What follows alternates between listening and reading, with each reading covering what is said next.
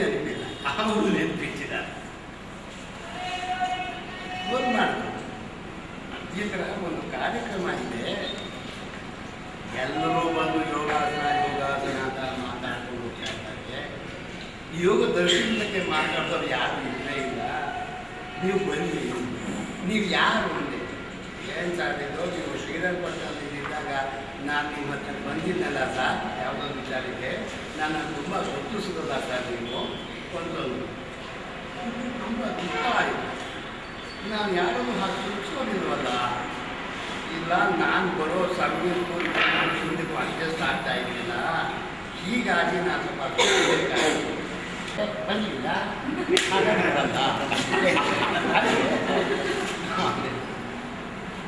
ಸಾಮಾನ್ಯವಾಗಿ ನಾನು ಎಷ್ಟೊತ್ತು ಪ್ರವಚನ ಮಾಡಬೇಕು ಅಂತ ಕೇಳಿದೆ. ಟೈಪ್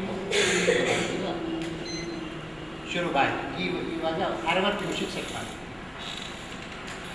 ಕೇಳ್ತೀನಿ. ಇವು ಒಂದು ಕಡೆ ಹೀಗೆ ಆಯಿತು, ಎಷ್ಟೊತ್ತು ಮಾತಾಡಬೇಕು. ಅಯ್ಯೋ ಏನು ಸರ್ ಇದು ಎಷ್ಟೊತ್ತು ಮಾತಾಡಬೇಕು ಅಂತಿರಲ್ಲ. ಅಯ್ಯೋ ಇದೇ ರೀತಿ ಸಮಯ ಇರೋದಿಲ್ಲ ಮಾತಾಡೋಕ್ಕೆ, ಅದಕ್ಕೆ ಹೇಳ್ತಾ ಇದ್ದೀನಿ ಸರ್. ನಾವು ಸಿಗಳು ಮೆಗೆ ನಾವು ಟೈಮ್ ಅಷ್ಟೊತ್ತು ಮಾತಾಡಿ ಇಷ್ಟೊತ್ತು ಮಾತಾಡಿರೋ ಸಾಮರ್ಥ್ಯ ಇಲ್ಲ. ನೀವು ಎಷ್ಟೊತ್ತು ಬೇಕಾದ್ರೂ ಮಾತಾಡಿ. ನಾವು ಮಾತ್ರ 5 ನಿಮಿಷ ಇರ್ತೀವಿ. ನೀವು ಎಷ್ಟೊತ್ತಾದ್ರೂ ಮಾತಾಡಿ, ನಾವು 5 ನಿಮಿಷ ಕೂತಿರ್ತೀವಿ. ಆದರೆ ಇಲ್ಲಿ ಪರವಾಗಿ ಎಷ್ಟೊತ್ತು 1 ಗಂಟೆ ಕೂತಿರ್ತಾರೆ ಅಂತ ಹೇಳಿದ್ರು. ಇವಾಗ ಎಷ್ಟೊತ್ತಾದ್ರೂ ಮಾತಾಡಿ ಎಲ್ಲರೂ ಇರ್ತಾರೆ, ಬಾಗ ಹಾಕಿಸ್ಬಿಡ್ತೀನಿ ಬೇಕಾದರೆ. ಅವ್ರು ಹೇಳ್ಬಿಟ್ಟಿದ್ದಾರೆ, ಯಾರು ಯೋಗರತ್ನ ಜಯೇಂದ್ರ ಕುಮಾರ್ ಅವರಿಗೆ ನೀವು ಟೈಮಿಂಗ್ ಫಿಕ್ಸ್ ಮಾಡೋಕ್ಕೆ ಹೋಗಬೇಡಿ, ಅವ್ರು ಎಷ್ಟೊತ್ತು ಮಾತಾಡ್ತಾರೋ ಅಷ್ಟೊತ್ತು ಮಾತಾಡ್ತಾರೆ. ಇರಿ ನೋಡೋಣ, ಮುಕ್ತಾಯ ಆದ್ಮೇಲೆ ವಿಚಾರ ನಾವು ಯಾಕೆ ಮುಂದುವರಿಸಬೇಕು. ಇನ್ನೊಬ್ಬರು ತ್ರಿಪಿಟಕ ಅಂತಾರೆ, ಇನ್ನೊಬ್ಬರು ಬೈಬಲ್ ಅಂತ, ಇನ್ನೊಬ್ಬರು ಖುರಾನ್ ಅಂತ. ಹೀಗೆ ಒಬ್ಬೊಬ್ಬರು ಒಂದೊಂದು ಧರ್ಮಗ್ರಂಥ ಹೆಸರು ಹೇಳ್ಬಿಡ್ತಾರೆ. ನಿಮ್ಮ ಧರ್ಮಗ್ರಂಥ ಯಾವುದು ಅಂತ ಕೇಳ್ತೀನಿ. ಒಬ್ಬ ಭಾರತೀಯನನ್ನು, ಒಬ್ಬ ಹಿಂದೂವನ್ನು ಯಾವುದಲ್ಲ ನಿನ್ನ ಧರ್ಮಗ್ರಂಥ ಏನು ಹೇಳಿ ನಾನು, ಅವ್ರು ಯೋಚನೆ ಮಾಡಿ ಶುರು ಮಾಡ್ಕೊಂಡ್ಬಿಡ್ತಾರೆ. ಯಾಕೆ ಅನೇಕ ಶಾಸ್ತ್ರ ಪೂರ್ವೇತವ್ಯಂ ತುಂಬ ಇದೆ, ನಾವು ತಿಳ್ಕೊಳ್ಳೋದು ಬಹಳ ಇದೆ. 4 ವೇದಗಳು, 108 ಉಪನಿಷತ್ತುಗಳು, 18 ಪುರಾಣಗಳು, 6 ಶಾಸ್ತ್ರಗಳು, 6 ದರ್ಶನಗಳು, 3 ಆಗಮಗಳು, 7 ಇತಿಹಾಸ ಕಾವ್ಯಗಳು, 4 ಯೋಗಗಳು. ಯಾವುದನ್ನು ನಮ್ಮ ಧರ್ಮಗ್ರಂಥ ಅಂತ ಹೇಳ್ತೀವಿ? ತುಂಬ ಇದೆ. ಸ್ವಲ್ಪಷ್ಟೇ ಕಾಲ, ಕಾಲ ಆಗ್ತಿದೆಯೇ ಅತ್ಯಲ್ಪ ಕಾಲ. ದೊಡ್ಡವ್ರಿಗೆ ನಮಸ್ಕಾರ ಮಾಡಿದಾಗ ಅವ್ರಿಗೆ ಆಶೀರ್ವಾದ ಮಾಡ್ತಾರೆ. ಶತಮಾನಂ ಭವತಿ ಶತಾಯು ಪುರುಷಃ, ಅಂದರೆ 100 ವರ್ಷ ಇರು ಅಂತ. 100 ವರ್ಷ ಇರೋ ಕಾಲ. ಮತ್ತು ಅವ್ರ ಆಶೀರ್ವಾದ, ನಿಮ್ಮ ಗೌರವಕ್ಕೆ ನೀವು ನಮಸ್ಕಾರ ಮಾಡಿದ್ದೀರಿ, ಅವರ ಪ್ರೀತಿಗೆ ಆಶೀರ್ವಾದ ಮಾಡಿದ್ದಾರೆ. ಅದೆಲ್ಲ ನಿಜ ಆಗ್ಬಿಡುತ್ತೆ. 8 ಸುಮಂಗಲೀರಿ ಎಂಬುದು ರಿಮಾ ಸಮೀಪ ಪಕ್ಷದ 8 ಜನಕ್ಕೆ ಸುಮಂಗಲೀರಿ ಅಂತ ಆಶೀರ್ವಾದ ಮಾಡಿ 8 ಸುಮಂಗಲಿದೆ. ಅದೆಲ್ಲ ಬರ್ತದೆ. ಮೂಲಭೂತವಾಗಿ 35 ವರ್ಷ ಕಾಲೇ ತಿರುಗಿಸ್ಬೋದೇ ಮಾಡಿದವರು ಯೋಗ ಹೇಳ್ತವಲ್ಲ. ಅದರಿಂದ ವೈಜ್ಞಾನಿಕವಾಗಿ ಎಲ್ಲವನ್ನೂ ವಿಚಾರ ಮಾಡೋಣ. ಇಲ್ಲಪ್ಪ ಅವರು ಪರಮ ಯೋಗಿ ಆದ, ನಮ್ಮ ಮಲ್ಲಾಡಿ ಶ್ಲೋಕ, ನಮ್ಮ ಮಲ್ಲಾಡಿ ರಾಘವೇಂದ್ರ ನಮ್ಮ ಯೋಗಿ ಗುರುಗಳು ಅಂಥ ಯೋಗಿ ಆಶೀರ್ವಾದ ಮಾಡ್ದ ಅಂತ ಇಟ್ಕೊಳ್ಳೋರು. ಅವ್ರು 106 ವರ್ಷ ಇದ್ದರು. ಅವ್ರ ಆಶೀರ್ವಾದ ಫಲಿಸ್ತು ನಾವು 100 ವರ್ಷ ಇದ್ದೀವಿ ಅಂತ ಇಟ್ಕೊಳ್ಳೋರು. ಏನಿದೆಲ್ಲ ನೋಡೋಕ್ಕಾಗುತ್ತೆ, ಓದೋಕ್ಕಾಗುತ್ತೆ? ಸುಮ್ಮನೆ ಒಂದು ರಾಮಾಯಣ ಗ್ರಂಥವನ್ನು ತೊಗೊಂಬಂದು ಇಟ್ಟರು ಒಬ್ಬ ಆಗ್ಲೇನು ಮುಂದೆ. ಅವ್ನು ನೋಡ್ದ ಅದನ್ನು. Life seems to be too short to read the gigantic parliament. ಬಿಟ್ಟ ಏನು ಮಹಾ 24 ಸಾವಿರ ಶ್ಲೋಕ ರಾಮಾಯಣ. ಅದನ್ನು ನೋಡಿ ಉದ್ಗಾರ ತೆಗಿದ್ದಾರೆ. ಇದು ಮಹಾಭಾರತ ಶತಸಹಸ್ರಾಂ ಸಂಹಿತಾಯಾಮ್ 1,00,000 ಶ್ಲೋಕ ತೆಗೆತಕ್ಕಂಥ ಇಡೀ ವಿಶ್ವದಲ್ಲಿ ಒಂದೇ ಒಂದು ಮಹಾಭಾರತ. ಅದನ್ನಿಟ್ಟಿದ್ರೆ ಏನೊಂದು ಉದ್ಗಾರ ತೆಗಿತಾ ಇದೆ, ಮೂರ್ಛೆ ಹೋಗ್ತಾ ಇದೆ, ಆಮೇಲೆ ತರಿಸ್ಬೇಕಾಯ್ತು ನಾವು ಗೊತ್ತಿಲ್ಲ.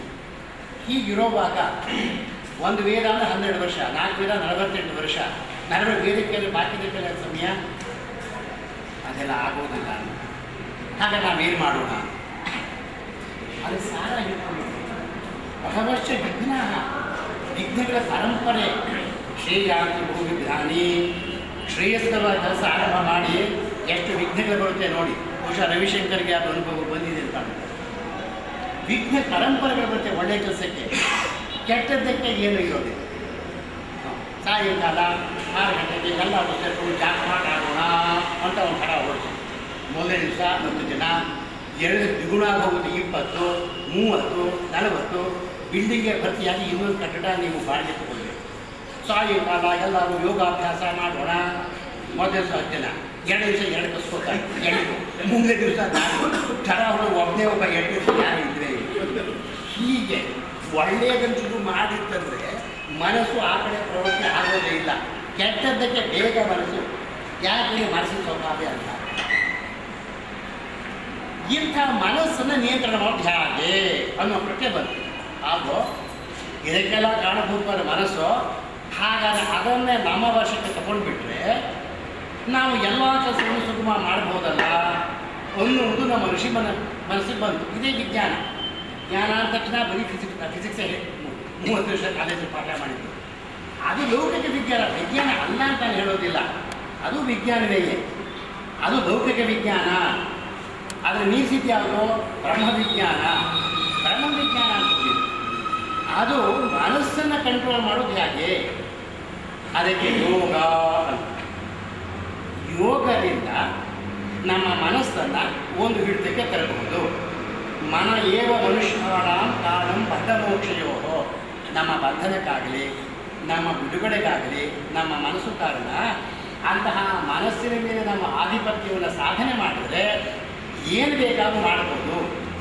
ಎಂಥ ಶಕ್ತಿ ಇದೆ ಮನಸ್ಸಿಗೆ ಅಂತಂದರೆ, ನೀವು ಟಿ ವಿ ಮೇಲೆ ಕಾನ್ಸಂಟ್ರೇಟ್ ಮಾಡ್ತಾ ಇದ್ದರೆ ಆ ಟಿ ವಿ ಸ್ಕ್ರೀನ್ ಪಾಠ ಹೊಡೆದೋಗುತ್ತೆ ಹೋಗ್ಬೋದು. ಇದೆಲ್ಲ ನಾನು ಸುಮ್ಮನೆ ಏನು ಹೇಳ್ತಾ ಇಲ್ಲ, ಇದೆಲ್ಲ ಪ್ರಾಯೋಗಿಕವಾಗಿ ಮಾಡಿ ಆ ಶಕ್ತಿನ ಪ್ರಯೋಗ ಮಾಡೋದ್ರ ವಿಚಾರವನ್ನು ನಾನು ಹೇಳ್ತಾ ಇದ್ದೀನಿ. ಅಷ್ಟು ಓಡ್ತಾ ಇರತಕ್ಕಂಥ ವೆಹಿಕಲ್ನ ನಿಮ್ಮ ಮನಃಶಕ್ತಿಯಿಂದ ನಿಲ್ಲು ಹಾಗೆ ಮಾಡ್ಬೋದು. ಅಂತಹ ಶಕ್ತಿ ಅಮೋಘವಾದ ಶಕ್ತಿ ಇದೆ. ಆ ಶಕ್ತಿನ ಉಪಯೋಗಿಸ್ಕೊತಾ ಇಲ್ಲ ನಾನು. ಅದಕ್ಕೆ ತರಬೇತಿ ಬೇಕು. ಸುಮ್ಮನೆ ಹಾಗೆಲ್ಲ ಅದು ಆಗೋದಿಲ್ಲ. ಅದಕ್ಕೆ ತರಬೇತಿ ಬೇಕು. ಆ ತರಬೇತಿಯಲ್ಲಿ ಯೋಗ ಅಂತ. ಈ ಯೋಗ ಅನ್ನೋ ಪದ ಯಾವ ಧಾತುವಿನಿಂದ ಸಾಧಿತವಾಗಿದೆ ಅಂತ ನೋಡಬೇಕು. ಸಂಸ್ಕೃತ ಪದ. ಇಡೀ ನಮ್ಮ ಭಾರತೀಯ ಆಧ್ಯಾತ್ಮಿಕ ವಾಂಗ್ಮಯ ಅಂತ ನಾವು ಏನು ಹೇಳ್ತೀವಿ ಅದೆಲ್ಲ ಸಂಸ್ಕೃತ ಭಾಷೆಯಲ್ಲಿದೆ. ಇವಾಗ ನಮಗೆ ಸಂಸ್ಕೃತ ಬರೋದಿಲ್ಲ ಸರ್, ಸಂಸ್ಕೃತ ಬರಬೇಕು, ನನಗೆ ಬರೋದಿಲ್ಲ, ನಿಮಗೆ ನಾನೇನು ಹೇಳಿ. ಸಂಸ್ಕೃತ ಎಲ್ಲರಿಗೂ ಬರಬೇಕು. ನಾನು ಸಂಸ್ಕೃತ ವಿದ್ವಾಂಸಲ್ಲ, ಫಿಸಿಕ್ಸ್ ಎಮ್ ಎಸ್. ನಾನು ಸಂಸ್ಕೃತ ಸ್ವಲ್ಪ ವರ್ಕಿಂಗ್ ನಾಲೆಡ್ಜ್ ಇದ್ದರೆ ಸಾಕು, ಅಷ್ಟೇ ಅರ್ಥ ಮಾಡ್ಕೊಳ್ಳೋದು. ಯುಜ್ ಅಂತ ಅದರ ಧಾತು. ಯುಜ್ ಧಾತುವಿಂದ ಯೋಗ ಆಗಿದೆ. ಆ ಯುಜ್ ಧಾತು 2 ಅರ್ಥ ಆಗಿದೆ. ಮೊದಲನೇ ಅರ್ಥ ಯುಜ್ ಸಮಾಧವು ಅಂತ. ಎರಡನೇ ಅರ್ಥ ಯುಜಿರ್ ಯೋಗೆ. ಸ್ವಲ್ಪ ಟೆಕ್ನಿಕಲ್ ಅಂತ ನಾವು ತಾವೇ ಇಲ್ಲಿ ಬಂದ್ಬಿಡಿ, ನಾನೇ ಇಲ್ಲ ಈ ಸೈಡ್ ಬಂದ್ಬಿಟ್ಟು ಇಲ್ಲಿಗೆ ಬಂದು ನನಗೆ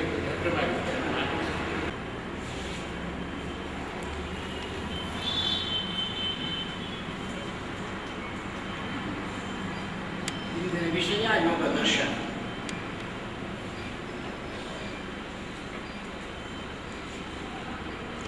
ಯೋಗ ಶಬ್ದದ ವ್ಯುತ್ಪತ್ತಿ ಯುಜ್ ಧಾತು. ಸಂಸ್ಕೃತದಲ್ಲಿ ಎಲ್ಲವೂ ಧಾತುವಿಂದ ಶುರುವಾಗುತ್ತೆ. ಕನ್ನಡದಲ್ಲೂ ಧಾತು ಅಂತಿದೆ. ಕನ್ನಡದಲ್ಲಿ ಅನ್ನೋದಕ್ಕೆ ಡೆಫಿನೆಟ್ ಕೊಡ್ತಾರೆ. ಕ್ರಿಯಾಪದ ಮೂಲರೂಪದ ಧಾತು ಎನ್ನುತ್ತಾರೆ. ತತ್ವದಿಂದ ಓದಿದೆ. ಸಂಸ್ಕೃತದಲ್ಲಿ ಹಾಗೆ ಬರೀ ಕ್ರಿಯಾಪದ ಮಾತ್ರ ಅಲ್ಲ, ನಾಮಪದವೂ ಧಾತುವೆ. ರಾಮ ನಾಮಪದ. It's a noun. ರಾಮಯತಿ ರಾಮ. ಯಾವ ನೋಡುತ್ತೆ ನನಗೆ ಸಂತೋಷವಾಗುತ್ತೋ ಅವನು ರಾಮ. ಕೃಷ್ಣ ನಾಮಪದ ಆಗಬೇಕು. ಆಕರ್ಷಯತಿ ಇತಿ ಕೃಷ್ಣ. ಯಾರು ನಮ್ಮ ಕಡೆ ತನ್ನನ್ನು ಆಕರ್ಷಣೆ ಮಾಡ್ಕೋತ ಕಡೆ ಅವನು ಕೃಷ್ಣ. ಹೀಗೆ ಸಂಸ್ಕೃತದಲ್ಲಿ ನಾಮಪದಕ್ಕೂ ಧಾತು ಪಾಠಗಳಿವೆ. ಇದು ಯುಜ್ ಅಂತ. ಇದಕ್ಕೆ 2 ಧಾತು ಪಾಠ ಇದೆ. ಮೊದಲನೇದು ಯುಜಿರ್ ಯೋಗೆ ಅಂತ.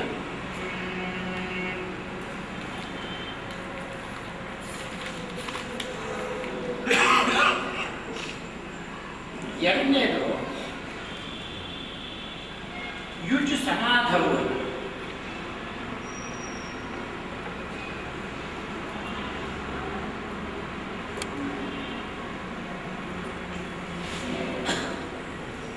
ಎರಡು ಧಾತು ಪಾಠ ಅರ್ಥವನ್ನು ತಿಳ್ಕೊಳ್ಳೋ ಪ್ರಯತ್ನ ಮಾಡೋಣ. ನಮಗೆ ಯಾವುದು ಹೊಂದಿಕೆ ಆಗುತ್ತೆ ಇದರಲ್ಲಿ ಅಂತ ನೋಡೋಣ. ಮೊದಲನೇದು ಯುಜಿರ್ ಅಂದರೆ ಸೇರುವಿಕೆ. ಯೋಗ ಅನ್ನೋ ಪದವನ್ನು ನಾವು ನಿತ್ಯ ಜೀವನದಲ್ಲಿ ಬಹಳ ಉಪಯೋಗಿಸ್ತೀವಿ. ಮಾಂಗಲ್ಯ ಯೋಗ, ಹುಡುಗಿಗೆ ಈ ವರ್ಷ ಮಾಂಗಲ್ಯ ಯೋಗ ಇಲ್ಲ, ವಿವಾಹ ಆಗೋದಿಲ್ಲ ಅಂತಾರೆ ಜ್ಯೋತಿಷ. ಅದು ಒಂದು ಯೋಗ. ಜಾತಕ ತಗೊಂಡೋದ್ರೆ ಹೋಗಿ ರಾಜಯೋಗ ಇದೆ ಕಣ್ರಿ ಅಂತಾರೆ. ಅದು ರಾಜರಾಜ ಇರ್ತೀರಿ, ಅದು ಯೋಗ. ಇಲ್ಲಿ ನಾನು ಹೇಳ್ತಾ ಇರ್ತಕ್ಕಂಥ ಯೋಗ ಶಬ್ದ ಇದೆಯಲ್ಲ, ಅದಕ್ಕೆ ಸಂಬಂಧಪಟ್ಟಿದ್ದಲ್ಲ. ರುಚಿ ಅಂತಂದ್ರೆ ಸೇರುವಿಕೆ, ಸೇರುವುದು, ಎಲ್ಲಿಗೆ ಹೋಗಿ ಸೇರುವುದು. ನಾವು ಎಲ್ಲಿಂದ ಬಂದೇವೋ ಅಲ್ಲಿಗೆ ಹೋಗಿ ಸೇರುವುದು. ಬಂದದ್ದು ಎಲ್ಲಿಂದ? ಭಗವಂತನಿಂದ. ನಾವೆಲ್ಲ ಭಗವಂತನ ಒಂದು ವಂಶವೇ, ನಾವು ಅಲ್ಲೇ ಇದ್ದೀವಿ. ಯಾವುದೋ ಒಂದು ಧರ್ಮಕರ್ಮ ಸಂಯೋಗದಿಂದ ಅವನ್ನ ಬೇರ್ಪಟ್ಬಿಟ್ವಿ. ಇವಾಗ ಏನು ಮಾಡಬೇಕು? ಅವನನ್ನೇ ಹೋಗಿ ಸೇರ್ಬೇಕಾಗ. ಇಲ್ಲಿಂದ ಬಂದೇವೋ ಅಲ್ಲಿಗೆ ಹೋಗಿ ಸೇರ್ಬೇಕಂದ್ರೆ ಈಗ ಎಲ್ಲಿಂದ ಬರ್ತೀರಿ? ಇಲ್ಲಿಗೆ ಅಲ್ಲಲ್ಲ, ಊರು ಯಾವುದು? ಬಂಡಿವೆ. ಯಾರು ಪರಸ್ಪರ ಬಂದಿದ್ದೀರಾ? ಯಾರು? ಮಾರ್ಗೌಡಹಳ್ಳಿಯಿಂದ ಬಂದಿದ್ದಾರೆ. ನಮ್ಮೂರ ಹತ್ರ ಅದು ಗಾವಡಿಯವರು ಮಾರ್ಗೌಡಹಳ್ಳಿ ಇದೆ, ಇಲ್ಲೊಂದೊಂದಿದೆ, ಮೈಸೂರು ಜಿಲ್ಲೆ ಮಂಡ್ಯ ಜಿಲ್ಲೆ. ಅವರು ಮಾರ್ಗೌಡಹಳ್ಳಿಗೆ ಹೋಗ್ಬೇಕು. ಮಾರ್ಗೌಡ ಬೇರೆ ಹೋಗ್ತಿರೋ ಮಾರ್ಗೌಡ. ನಾನು ಮೈಸೂರಿನ ಬಂದಿದ್ದೀನಿ, ನಾನು ಮೈಸೂರಿಗೆ ಹೋಗ್ಬೇಕು. ಇದು ನಿಯಮ. ಇದು ನಾವು ಎಲ್ಲಿಂದ ಬಂದಿದ್ದೀವೋ ಅಲ್ಲಿಗೆ ಹೋಗ್ತೀವಿ. ಇದು ತಾತ್ಕಾಲಿಕ.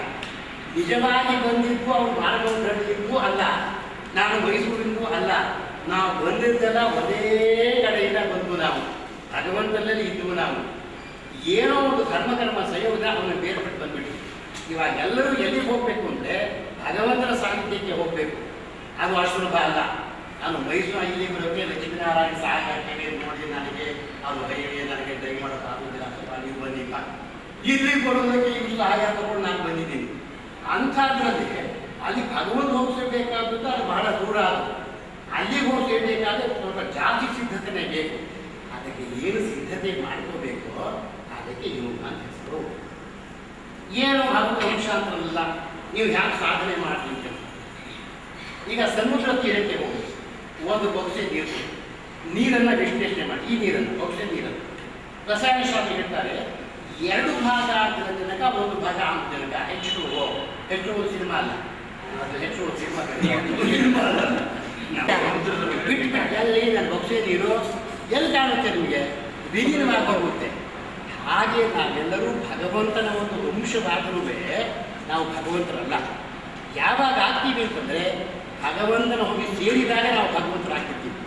ಅದಕ್ಕೆ ಏನೋ ಒಂದು ಮಾಡಬೇಕಾದ ಸಿದ್ಧತೆ, ಆ ಸಿದ್ಧತೆಯನ್ನು ಯೋಗ ಕಲಿತಾರೆ. ಇದು ಒಂದು ಭಾಗ ಪದಾರ್ಥ. ಎರಡನೇ ಭಾಗ ಮಾಡಿಕೊಳ್ಳೋದು ಯುಜ ಸಮಾಧವು.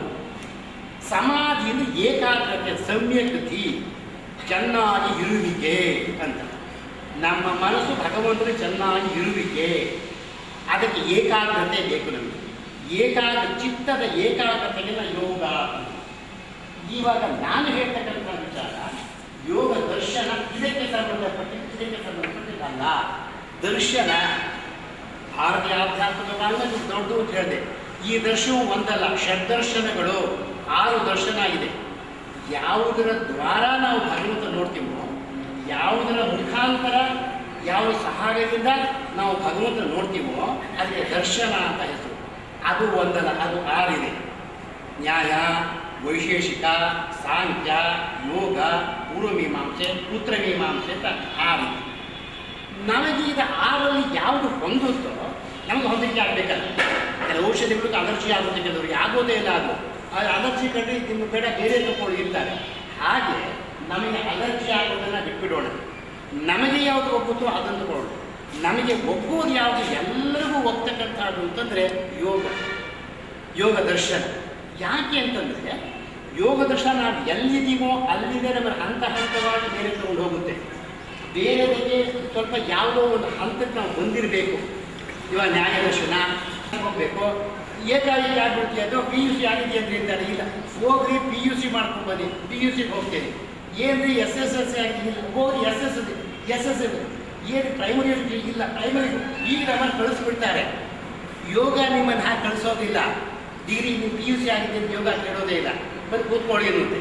ಯಾಕೆ ಅಂತಂದರೆ ಅದು ಶುರು ಮಾಡದೆ ಮೊದಲಿಂದ ಶುರು ಮಾಡುತ್ತೆ. ಅದು ಅಕ್ಷರಾಭ್ಯಾಸದಿಂದ ಶುರು ಮಾಡೋದ್ರಿಂದ ಈ ಯೋಗ ದರ್ಶನ ಇದೆಯಲ್ಲ, ಇದು ಎಲ್ಲರಿಂದಲೂ ಸಾಧ್ಯ. ಇದನ್ನು ಮೊಟ್ಟ ಮೊದಲು ಉಪನಿಷತ್ತಲ್ಲೇ ಇತ್ತು. ಏನೂ ಹೊಸದಲ್ಲ.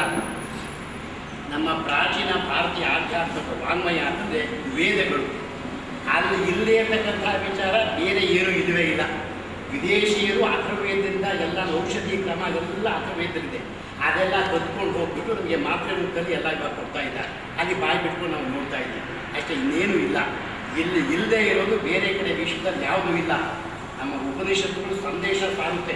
ಶೃಣ್ವಂತು ಸರ್ವೇ ಅಮೃತಸ್ಯ ಪುತ್ರ, ಅಮೃತದ ಮಕ್ಕಳೇ ನನ್ನ ಮಾತನ್ನು ಕೇಳಿ. ವಿಶ್ವಕ್ಕೆ ಸಂದೇಶ ಕೊಟ್ಟರೆ ಸಾಮರ್ಥ್ಯ ಇರುವುದು ಅಂತಂದರೆ ನಮ್ಮ ಭಾರತೀಯರಿಗೆ ಋಷಿಮುನಿಗಳಿಗೆ ಮಾತ್ರ, ಬೇರೆಯವ್ರಿಗೆ ಯಾರಿಗೂ ಇಲ್ಲ. ಅದು ಅವರು ಇಲ್ಲಿ ಬಂದು ಎಲ್ಲ ಕುತ್ಕೊಂಡು ಹೋಗಿ ಅಲ್ಲಿಂದ ನಮ್ಗೆ ಅದನ್ನು ನಮಗೆ ಕೊಡ್ತಾ ಇದ್ದಾರೆ. ಅಷ್ಟೇ ಅಷ್ಟೇ ಮಾಡ್ತಾ ಇದ್ದಾರೆ. ಅದರಿಂದ ದರ್ಶನ, ಯೋಗ ದರ್ಶನ ಉಪನಿಷತ್ತಲ್ಲೇ ಇದೆ. 21 ಉಪನಿಷತ್ತುಗಳು ಯೋಗಕ್ಕೆ ಸಂಬಂಧಪಟ್ಟಿದೆ. ಒಟ್ಟು 108 ಉಪನಿಷತ್ತುಗಳು. ಅದು 21 ಯೋಗೋಪನಿಷತ್ತು, ಧ್ಯಾನಬಿಂದು ಉಪನಿಷತ್ತು, ಪಾಶುಪತ ಬ್ರಹ್ಮ, ಜ್ಞಾನಬಿಂದು, ಇದೆಲ್ಲ ಯೋಗೋಪನಿಷತ್ತುಗಳು. ಯೋಗ ಶಿಖೋಪನಿಷತ್ತು, ಯೋಗ ತತ್ವೋಪನಿಷತ್ತು, ಕುಂಡಲಿ ಉಪನಿಷತ್ತು, ಇವೆಲ್ಲ ಯೋಗ ಸಂಬಂಧ ಉಪನಿಷತ್ತು. ಪತಂಜಲಿ ಏನು ಮಾಡೋದು, ಉಪನಿಷತ್ತುಗಳು ನಮಗೆ ಅಲರ್ಜಿ, ಒಪ್ಪೋದಿಲ್ಲ, ಅದು ಕಷ್ಟ, ಕಬ್ಬು ಗಟ್ಟಲೆ. ಅದಕ್ಕೆ ಭಾಷ್ಯ ಇದೆ. ಭಾಷಾ ಓದಿದ್ರೂ ನಮಗೆ ಅದು ಅರ್ಥ ಆಗೋದಿಲ್ಲ. ಅದಕ್ಕೆ ನಾವು ಪತಂಜಲಿಗಳು ಏನು ಮಾಡಿದ್ರು, ಅದನ್ನು ಸೂತ್ರಪ್ರಾಯವಾಗಿ ಬರುತ್ತೆ. ಸೂತ್ರ ಅಂತ ಇದೊಂದು ಸಂಸ್ಕೃತ ಸಾಹಿತ್ಯದ ಒಂದು ವಿಶೇಷ ಪ್ರಕಾರಗಳು. ನಮ್ಮ ಇಡೀ ಭಾರತೀಯ ಆಧ್ಯಾತ್ಮಿಕ ವಾಂಗ್ಮಯ ಇದೆಯಲ್ಲ, 50% ಸೂತ್ರಗಳಿವೆ. ಅವೆಲ್ಲ ಷಡ್ದರ್ಶನ ಅಂತ ಹೇಳ್ತಾರೆ ನಾನು. ನ್ಯಾಯ, ವೈಶೇಷಿಕ, ಸಾಂಖ್ಯ, ಷಡ್ದರ್ಶನಗಳು ಇರಲಿ. ಅದು ನಿಮ್ಮ ಗಮನಕ್ಕೆ ಬಂದಿದೆ. ಬೇಕಾದ್ರೆ ಜ್ಞಾನ ಆಯಿತು ಮುಂದುವರೆದಿದೆ ಅಂತಂದರೆ ಯಾವುದನ್ನು ಬರ್ಕೋಬೇಕಾದ್ರೆ ಒಂದನೇದು ನ್ಯಾಯ ಅಂತ. ನ್ಯಾಯ ದರ್ಶನ ಎಲ್ಲದಕ್ಕೂ ವಿದ್ಯೆ ಇದೆ, ಅದು ಬರೆಯೋದಿಲ್ಲ.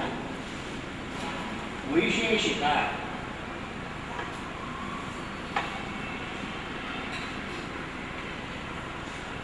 ಸಾಂಖ್ಯ,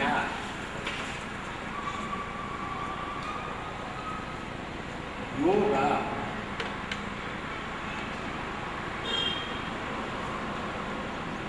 ಪೂರ್ವಮೀಮಾಂಸೆ,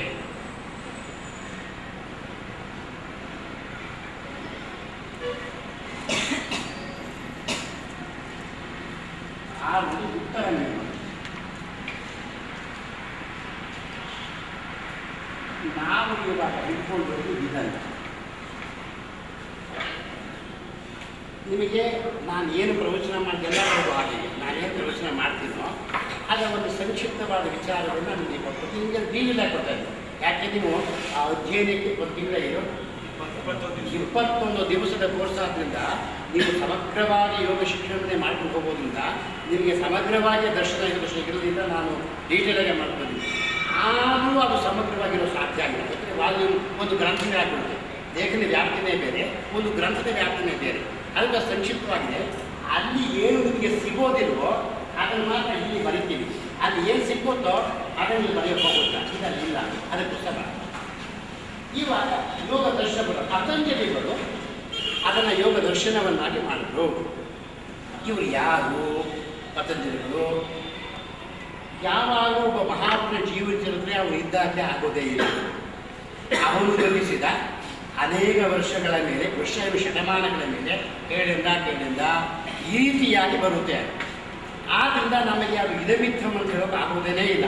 ಶಂಕರಾಚಾರ್ಯರು 8ನೇ ಶತಮಾನ ಇದ್ದರು. ಜೀವಂಚತೆ ಬರೆದಿದ್ದು ಅನೇಕ ಶತಮಾನಗಳ ನಂತರ.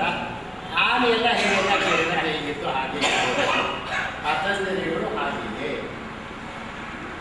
ದರ್ಶನವನ್ನು ಬರೆದ್ಬಿಟ್ಟು ಆ ಪತಂಜಲಿಗಳು 3 ಮಂದಿ ಅಂತ ಹೇಳ್ತಾರೆ. ಅದೇ ಮೊದಲ ಶ್ಲೋಕ ಹೇಳಿದೆ. ಯೋಗೇನ ಚಿತ್ತಸ್ಯ ಮಲಂ. ಸಂಸ್ಕೃತ ಹೇಗಿದ್ರೆ ಆ ಮಲ ಅನ್ನೋದು ಎಲ್ಲ ಕಡೆಗೂ ತಿಳಿಸ್ಕೋಬೇಕು. ಯೋಗೇನ ಚಿತ್ತಸ್ಯ ಮಲಂ. ಯೋಗಶಾಸ್ತ್ರವನ್ನು ಅಥವಾ ಯೋಗ ದರ್ಶನವನ್ನು, ಶಾಸ್ತ್ರ ದರ್ಶನ ಎಲ್ಲ ಒಂದೇ. ಇದನ್ನು ಷಟ್ಶಾಸ್ತ್ರಗಳು ಅಂತ ಹೇಳ್ಬೋದು, ಷಟ್ ದರ್ಶನಗಳು ಎರಡು ಒಂದೇ. ಯೋಗ ದರ್ಶನವನ್ನು ಬರೆಯುವುದರ ಮೂಲಕ ಮಾನಸಿಕ ಮಲ ಅಂದರೆ ಕೊಳೆಯನ್ನು ನಿವಾರಣೆ ಮಾಡಿದ ಅಂತ ಮೊದಲನೇದ ಅದರ ಅರ್ಥ. ಅದಕ್ಕೆ ಮನಸ್ಸು, ಅದಕ್ಕೆ ಹೇಳಿದ್ರು ಮಾನಸಿಕವಾಗಿ ದೃಢವಾಗಿರಬೇಕು ಅನ್ನೋದು ವಿಚಾರಕ್ಕೆ ನಾವು ಬರ್ತಾ ಇದ್ದೀವಿ. ಪದೇನ ವಾಚಾಂ, ಪದೇನ ಮಾತನ ಅಶುದ್ಧತೆಯನ್ನು ನಿವಾರಣೆ ಮಾಡೋಕ್ಕೆ ಪಾಣಿಯ ಮಹರ್ಷಿಗಳ ವ್ಯಾಕರಣ ಸೂತ್ರಗಳಿಗೆ ಭಾಷ್ಯವನ್ನು ಬರೆದರು. ಮಹಾಭಾಷ್ಯ ಅಂತ ಅದೇ. ಇನ್ನು ಯಾವುದೋ ಮಹಾಭಾಷ್ಯ ಅಂದರೆ ಭಾಷ್ಯ ಮೀನ್ಸ್ ಅದರ ತಾತ್ಪರ್ಯ ಹೀಗೆ ಅದಿಲ್ಲಿ ಅವ್ರಿಗೆ ಏನು ಅರ್ಥ ಆಗೋದೇನೇ ಇಲ್ಲ. ಅದನ್ನು ಬರೆದರು. ವ್ಯಾಕರಣ ಭಾಷೆ. ಇವಾಗ ಭಾಷೆ ಎಷ್ಟು ಅಂತಂದರೆ ಇವಾಗ ಪದ ಫಲ ಎರಡು ಪದ ಇದೆ. ಇದು ಸರಿಯಾಗಿ ಉಚ್ಚಾರ ಮಾಡಬೇಕು, ಬೇರೆ ಅರ್ಥ ಬಂದ್ಬಿಡುತ್ತೆ. ಫಲ ಅಂತ ಬಂದಿದೆ. ಇದಕ್ಕೆ ಹೊತ್ತು ಸಿಗದೆ ಫಲ. ಇದಕ್ಕೂ ಅರ್ಥ ವ್ಯತ್ಯಾಸ ಆಗಿದೆ. ಫಲ ಅಂದ್ರೇನು? ಹಣ್ಣು, ಪ್ರತಿಫಲ, ಫಲಿತಾಂಶ, ರಿಸಲ್ಟ್ ಅನ್ನೋದು. ಫಲ ಅಂದರೆ ಮಾಂಸ ಅಂತ. ಪಲಾವ್ ಫಲದಿಂದ ಪದ.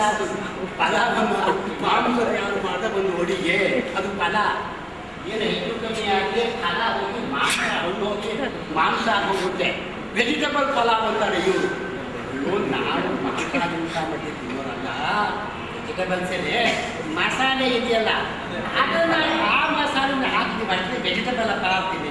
ಬ್ರೆಡ್ ಚೂರನ್ನು ಹಾಕ್ತಾರೆ, ಒಂದು ಸ್ವಲ್ಪ ಮಾಂಸ ಸಿಗ್ತಾನೆ ಆಗ ಬಿಡಿಯಾಗ ವಿಚಾರ ಬ್ರೆಡ್ ಚೂರು ಹಾಕಲ್ಲ ಅದು ಮಾತಾಡ್ಬೇಕಾಗುತ್ತೆ.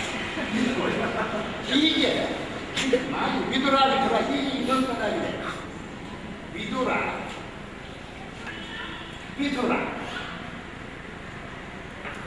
ನಿಮಗೆ ಇದರ ಪರಿಚಯ ಆಗಿದೆ. ವಿದುರ ಯಾರು? ಮಹಾಭಾರತ ಬರ್ತಕ್ಕಂಥ ಒಂದು ಪಾತ್ರವರ್ಗ. ವಿದುರ ಅಂತಂದ್ರೆ ಹೆಂಡತಿ ಕರ್ಕೊಂಡು ಅವಳು ವಿಧವೆ ಆದರೆ ವಿದುರ ಇವನು. ಆದರೆ ಒಂದ್ಸಲ ಒಂದು ಮಕ್ಕಳು ಸಿಗೋದು ಇನ್ನೂ ಭಾರಿ ವ್ಯತ್ಯಾಸ ಇಲ್ಲ. ಅದು ಎಷ್ಟು ವ್ಯತ್ಯಾಸ ಆಗಿದೆ. ಅದೇನ ವಾಚ ಮಾತಿನ ಅಶುದ್ಧತೆಯನ್ನು ನೀಗೋಕ್ಕೋಸ್ಕರ ವ್ಯಾಕರಣ. ನಮಗೊಂದು ಪದ ಹೇಗೆ ಉಚ್ಚಾರ ಮಾಡಿ ಹೇಳೋದು ವ್ಯಾಕರಣ ಗ್ರಂಥ, ವ್ಯಾಕರಣ ಶಾಸ್ತ್ರ. ಅದಕ್ಕೆ ಪಾಣಿನಿಗಳು ಬರೆದು ವ್ಯಾಕರಣ ಸೂತ್ರನ. ಅದಕ್ಕೆ ಒಂದು ಭಾಷಾ ಬಂದು ಪತಂಜಲಿ. ಅದಾಗೆ ಮಲಂ ಶರೀರಸ್ಯದು ವೈದ್ಯಕೇನ. ಶರೀರದ ತ್ರಿದೋಷಗಳು ಅಂತ ಇವೆ. ವಾತ ಪಿತ್ತ ಕಫ ಅಂತ. ನಮ್ಮ ದೇಹವನ್ನು ನಿಯಂತ್ರಣ ಮಾಡೋದು ಮೂರೇ ತ್ರಿದೋಷ. ವಾತ ಬೇಕು. ವಾತವನ್ನು ಡೂಪ್ಲಿಕೇಟ್ ಇವಾಗ ಆಡಿಸ್ಬೇಕು. ನಾನು ಇದು ವಾತ ಇದ್ದೇನೆ, ಅಲ್ಲಿ ಅವ್ರು ಆಗೋದಿಲ್ಲ. ವಾತ ಇಲ್ಲದೆ ಅದೇ ದೋಷವಾಗುತ್ತೆ, ಅದು ಅಲ್ಲೇ ದೋಷವಾಗುತ್ತೆ, ಆಟಕ್ಕೆ ಆಗೋದಿಲ್ಲ. ಪಿತ್ತ ಜನಕಾಂಗ ಅಂತ ಒಂದು ಅಂಗಾನೇ ಇಲ್ಲ, ಮುಖ್ಯವಾದದ್ದು. ಹಾಗೆ ಪಿತ್ತರದ ಉತ್ಪತ್ತಿ ಆಗುತ್ತೆ. ಅದಿಲ್ಲಿ ಅವರು ಆಹಾರ ಜೀರ್ಣ ಆಗೋದಿಲ್ಲ. ಜಾಸ್ತಿ ಆಯಿತು ಪಿತ್ತರಗಳು ತಲೆ ತಿರುಗು, ಸುಮ್ಮನೆ ತಲೆ ತಿರುಗುತ್ತೆ. ಆ ತಲೆ ತಿರುಗಿ ನಾನು ಹೇಳ್ತಾ ಇಲ್ಲ, ತಲೆ ತಿರುಗುತ್ತೆ. ನಾನು ಆ ವಿಚಾರ ಹೇಳ್ತಾ ಇಲ್ಲ. ನಿಜವಾದ ಪಿತ್ತ ಜಾಸ್ತಿ ಆಗಿ ತಲೆ ತಿರುಗುತ್ತಲ್ಲ, ಅದು ಶುರು ಆಗುತ್ತೆ. ವಾತ ಜಾಸ್ತಿ ಆಗಿಬಿಟ್ರೆ ನೋವು ಶುರು ಆಗುವ. ಇನ್ನೊಂದು ಕಫ ಮಾತಾಡೋಕೆ ಆಗೋದಿಲ್ಲ. ಈ ಗಂಟಿದೆಯಲ್ಲ, ಇದು ಯಾವುದು ಒದ್ದೆಯಾಗಿರಬೇಕು. ಇದು ಒದ್ದೆಯಾಗಿ ಒಳಗೋಗ್ಬಿಟ್ರೆ ಮಾತಾಡೋಕೆ ಆಗುತ್ತೆ. ಶಿಷ್ಯ ಒಬ್ಬರು ಕೋಟ್ಯಾಧೀಶ್ವರ ಶಿಷ್ಯರ ಚಂದ್ರಪಟ್ಟಣ ಪ್ರಿನ್ಸಿಪಾಲ್ ಆಗಿದ್ದಾಗ ಅವರು ಇಷ್ಟೇ ಇದ್ದರು. ಎರಡು ವಾಕ್ಯ ನೀರು ಕುಡಿಬೇಕು, ನೀರು ಇಟ್ಕೊಳ್ಳೇ ಇರಬೇಕು, ಇದು ಒದ್ದೆ ಆಗಬೇಕು. ಭಗವಂತ ಯಾವಾಗಲೂ ಒದ್ದೆಯಾಗಿದ್ದು ಒಣಗೋದೇ ಇಲ್ಲ.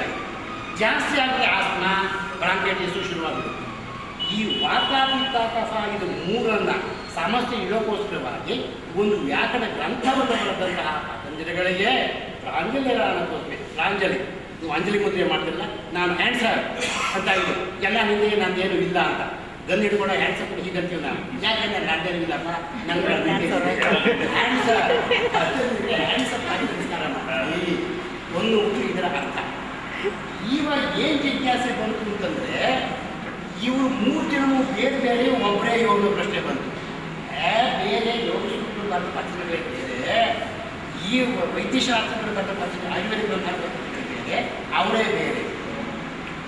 ಆಮೇಲೆ ಆ ಜಿಜ್ಞಾಸೆ ವಿಚಾರ ಕೊಂಡಾರಣ್ಯ ಅದಕ್ಕೆಲ್ಲ ಕಾಡಿಗೆ ಹೋಗಿ ನಾವು ಅದೆಲ್ಲ ಇದು ರಸ್ತೆ ಗೊತ್ತಾಗೋದಿಲ್ಲ, ಬಿಟ್ಬಿಡೋಣ. ಅದನ್ನು ಒಟ್ಟಲ್ಲಿ ಒಬ್ಬರೇ ಒಬ್ಬರು ಪತ್ರಿಕೆಗಳು ಅನಂತಿಯನ್ನು ಕೂಡ ಇದಕ್ಕೆ ವ್ಯಾಸರು ಒಂದು ಭಾಷೆಯನ್ನು ಬರೆದು ಒಂದು ಸೂತ್ರಗಳು ಅರ್ಥ ಆಗೋದಿಲ್ಲ. ವ್ಯಾಸರು ಅವರಲ್ಲ, ವೇದವ್ಯಾಸರಲ್ಲ. ಇಲ್ಲಿ ಬಂದಾಗ ವೇದವ್ಯಾಸ ಹೋಟು ಇಲ್ಲಿ ವಿಧಿಯು ವ್ಯಾಸ ಯಾವತ್ತು ಹೋಟಿಗೆ ಹೋಗಿದ್ದೀವಲ್ಲ, ವೇದವ್ಯಾಸ ಹೋಗಿಲ್ಲ. ಎಲ್ಲ ಕಡೆ ಹೆಸರು ಅಷ್ಟೇನೆ, ವೇದವ್ಯಾಸ ಈ ಕಡೆ ಬಂದಿದ್ದಿಲ್ಲ ಅನ್ಲಕ್ಷಿಲ್ಲ. ಹಾಗಾಗಿ ವ್ಯಾಸರು ಅಂದರೆ ಆ ಮಹಾಭಾರತದ ಆ ವ್ಯಾಸರಲ್ಲ, ಅವರು ಯುಗಾಂತರದವರು, ಅವರು ತ್ರೇತಾಯುಗರು. ಕಲಿಯುಗದಲ್ಲಿ ವ್ಯಾಸರು ಅದಕ್ಕೆ ಭಾಷೆಯನ್ನು ಬರೆದು ಭಾಷೆಯು ಏನು ಬರೆಯುವುದಿಲ್ಲ. ಅನಂತರ ವಾಚಸ್ಪತಿ ಮಿಶ್ರ ಅನ್ನುವನು ಅದಕ್ಕೆ ಒಂದು ವಿದ್ವತ್ಪೂರ್ವದ ಟೀಕೆಯನ್ನು ಬರೆದ ಭಾಷ್ಯಕ್ಕೆ. ಆ ಮೂರನ್ನು ಬಿಟ್ಕೊಂಡು ಒರಿಜಿನಲ್ ಟೆಕ್ಸ್ಟು ಪತಂಜಲಿಗಳದ್ದು ಸೂತ್ರ, ಅದಕ್ಕೆ ವ್ಯಾಸ ಭಾಷ್ಯ, ಅದಕ್ಕೆ ವಾಚಸ್ಪತಿ ಮಿಶ್ರನ ಟೀಕೆ, ಇದು ಮೂರನ್ನು ಬಿಟ್ಟು ಇಟ್ಕೊಂಡು ನಾವು ಓದಿದಾಗ ಏನು ಹೇಳಿದ್ದಾರೆ ಪತಂಜಲಿಗಳು ಅವರ ಆಶಯ ಏನಾಗಿತ್ತು ಅನ್ನೋದು ನಮಗೆ ಗೊತ್ತಾಗುತ್ತೆ. ಸೂತ್ರಗಳಲ್ಲಿ ಬಹಳ ಕಡಿಮೆ ಇರುತ್ತೆ. ಸೂತ್ರ ಅನ್ನೋದಕ್ಕೆ ಡೆಫಿನೇಷನ್ ಇದೆ. ಸಂಸ್ಕೃತದ ಹೇಗೆ ಅಂತಂದರೆ ಯಾವುದನ್ನು ಎಲ್ಲವನ್ನು ವಿಸ್ತಾರವಾಗಿ ವಿಶದವಾಗಿರ್ತಕ್ಕಂಥ ಒಂದು ಭಾಷೆ ಸಂಸ್ಕೃತ. ಅಲ್ಪಾಕ್ಷರಂ ಅಸಂದಿಗ್ಧಂ ಸಾರವತ್ ಸರ್ವತೋಮುಖಂ ಹಸ್ತೋಭಂ ಅನವದ್ಯಂಚ ಸೂತ್ರಂ ಸೂತ್ರವಿದೋ ವಿದುಹು. ಅಲ್ಪಾಕ್ಷರಂ, ಅಕ್ಷರ ಸಂಖ್ಯೆ ಹೆಚ್ಚಾಗಿರಬಾರ್ದು, ಸಿಕ್ಕಾಪಟ್ಟೆ ಇರಬಾರ್ದು, ಅಕ್ಷರ ಕಮ್ಮಿ ಇರಬೇಕು. ಸಂಸ್ಕೃತ ಒಂದು ಭಾಷೆಯನ್ನು ಬಿಟ್ಟು ಇದು ಪ್ರಪಂಚದ ಯಾವ ಭಾಷೆಯಲ್ಲಿಯೂ ಆ ಥರ ಹೇಳೋಕ್ಕಾಗೋದಿಲ್ಲ. ಇವಾಗ ಕಾಳಿದಾಸ ಒಂದು ಕಾವ್ಯ ಬರೆದಿದ್ದಾರೆ, ಅಲ್ಲಿ ಒಂದು ಮಾತಾಡ್ತಾರೆ, ಮೊದಲು ಸ್ತೋತ್ರ ಮಾಡ್ತಾರೆ. ವಾಗರ್ಥ ವಿವಸಂಪ್ರಕ್ತವು ವಾಗರ್ಥ ಪ್ರತಿಪತ್ತಯೇ ಜಗತಃ ಪಿತರವು ಒಂದೇ ಪಾರ್ವತಿ ಪರಮೇಶ್ವರವು. ಪಾರ್ವತಿ ಪರಮೇಶ್ವರ ಪ್ರಾರ್ಥನೆ ಮಾಡಿದ್ದಾರೆ. ಇದನ್ನು ಕನ್ನಡ ಮಾಡಿರೋರು ವಾಗರ್ಥ ಯುಗಳದಂತಾವಗಂ ಸಮ್ಮಿಳರಾಗಿದ್ದು ಭುವನಂತಯಕ್ಕೆ ಜನನೀ ಜನಗಾಯ ರಂಜುಸಿಂಪ ಪಾರ್ವತಿ ಪರಮೇಶ್ವರ ಪಾದಕಂಪಿಷಕ್ಕೆ ರಾಗದಿಂದೆರಗುವೆಂ ಪರಮ ಕರುಣಾಚಿತ್ತರಾಗಿ ತಾಮೀವರನ್ನ ಮಾನಸಗೆಸದೆ ವಾಗರ್ಥದಿಗಳ ಅಮರಜ್ಞಾನವನ್ನು ನಂಬಿಕೆಗಳು ಷಟ್ಪದಿ. ಒಂದು ಹೋಗುತ್ತೆ. ಇದು 6 ಸಾಲು, ಅದು 2 ಸಾಲಿಗೆ 6 ಸಾಲು. ಕ್ರಿಸ್ಪಾಗಿ ಹೇಳೋಕೆ ಆಗೋದಿಲ್ಲ ಬೇರೆ ಭಾಷೆಯಲ್ಲಿ, ಯಾಕೆಂದರೆ ಬಿಟ್ಕೊಂಡ್ಬಿಡುತ್ತೆ ವಿಚಾರಗಳು. ಸಂಸ್ಕೃತ ಹಾಗಲ್ಲ. ಅದಕ್ಕೆ ಏನು ಮಾಡೋದು, ಸೂತ್ರ ಮನುಷ್ಯರು ಅಲ್ಪಾಕ್ಷರಂ, ಅಕ್ಷರ ಸಂಖ್ಯೆ ತುಂಬ ಕಮ್ಮಿ. ಅಸಂದಿಗ್ಧಂ, ಅಕ್ಷರ ಕಮ್ಮಿ ಆಗಲ್ಲ, ಸಂದಿಗ್ಧತೆ ಇದೆಯೇ? ನೀವು ಅರ್ಥ ಮಾಡಲು ಸಂದಿಗ್ಧತೆ ಇಲ್ಲ. ಸಾರವತೆ ಹೇಳೋ ವಿಚಾರವನ್ನು ಎಕನಮೈಸೇಷನ್ ಹಿಂದೆ ಕೊಡ್ತಾ ಇದ್ರು. ದೊಡ್ಡದು ಕೊಟ್ಬಿಟ್ಟು ಒಂದ್ಸಡಿ ಎಕನಮೈಸ್ ಮಾಡಿ ಅದು ಸಾರವತ್ತ ಸರ್ವತೋಮುಖಂ, ಅರ್ಥ ವಿಶಾಲವಾಗಿರುತ್ತೆ. ಅನವದ್ಯಂಚ, ಹಿಂದಿನ ಸೂತ್ರಕ್ಕೂ ಮುಂದಿನ ಸೂತ್ರಕ್ಕೂ ಒಂದು ಕನೆಕ್ಷನ್, ಅನುಪೂರ್ವಿ ಕ್ರಮ. ಇಂಥದನ್ನು ಸೂತ್ರವಿದೋ ಇದು. ಇದನ್ನು ವಿದ್ವಾನ್ ಸೂತ್ರ ಅಂತ ಹೇಳ್ತೀವಿ. ಪತಂಜಲಿಗಳು ಇದರ ಸೂತ್ರದಲ್ಲಿ ಮಾಡಿ. ಹಾಗಾದರೆ ಪತಂಜಲಿಗಳು ಯಾರು ಅಂತ ನಮಗೆ ಗೊತ್ತಾಯಿತು. ಅವರು ಆದಿಶೇಷನ ಅವತಾರ ಹಾಗೆ ಹೇಳ್ತಾರೆ. ಮಹನೀಯರನ್ನು ಭಗವಂತನ ಅವತಾರ ಅಂತ ಹೇಳಿದರೆ ಜನರಿಗೆ ವಿಶ್ವಾಸ ಹುಟ್ಟುತ್ತೆ ಮಾಡಿಕೊಂಡು, ಅಥವಾ ನಿಜವಾಗ್ಲೂ ಆದಿಶೇಷನ ಅವತಾರವೇ ನಮಗೆ ಗೊತ್ತಿಲ್ಲ. ನಂಬಿಕೆಯ ಮೇಲೆ ಹೋಗಬೇಕು. ಪ್ರಪಂಚ ಇರೋದೇ ನಂಬಿಕೆ ಮೇಲೆ. ಇವತ್ತು ನಾನು ಇಲ್ಲಿ ಬರ್ತೀನಿ, ಪ್ರವಚನ ಆಗುತ್ತೆ, ನಂಬಿಕೆ ಅಷ್ಟೇ, ಇನ್ನೇನು ಇಲ್ಲ. ಬಂದೇ ಬರ್ತಾರೆ, ಪ್ರವಚನ ಆಗುತ್ತೆ, ನಂಬಿಕೆ ಮೇಲೆ ನಡೀತದೆ. ಹಾಗೆಯೇ ಪತಂಜಲಿಗಳು ಆದಿಶೇಷನ ಅವತಾರ ನಂಬಿಕೊಂಡ್ರೆ ಆದಿಶೇಷ, ಇಲ್ಲ ಬೇಡ ಒಬ್ಬ ಮಹಾನ್ ವ್ಯಕ್ತಿ ಹಾಗೆ ಇಟ್ಕೊಳ್ಳಿ, ಏನೂ ಅದರಿಂದ ತೊಂದರೆ, ಪತಂಜಲಿಗಳು ತೊಂದರೆ ಇಲ್ಲ, ಅದರಿಂದ ನಮಗೂ ಏನೂ ತೊಂದರೆ ಇಲ್ಲ. ಪತಂಜಲಿಗಳು ಅದನ್ನು ದರ್ಶನ. ಯೋಗ ಏನು? ಒಂದು ಅರ್ಥ ಇದು ಸಮಾನವು. ಯೋಗಕ್ಕೆ ಅನೇಕ ವ್ಯಾಖ್ಯೆಗಳಿವೆ. ಎಲ್ಲಾನು ಒಂದು ಕಡೆಯಿಂದ ನೋಡಿಕೊಂಡು ಪತಂಜಲಿಗಳ ವ್ಯಾಖ್ಯೆ ಉಪನಿಷತ್ತು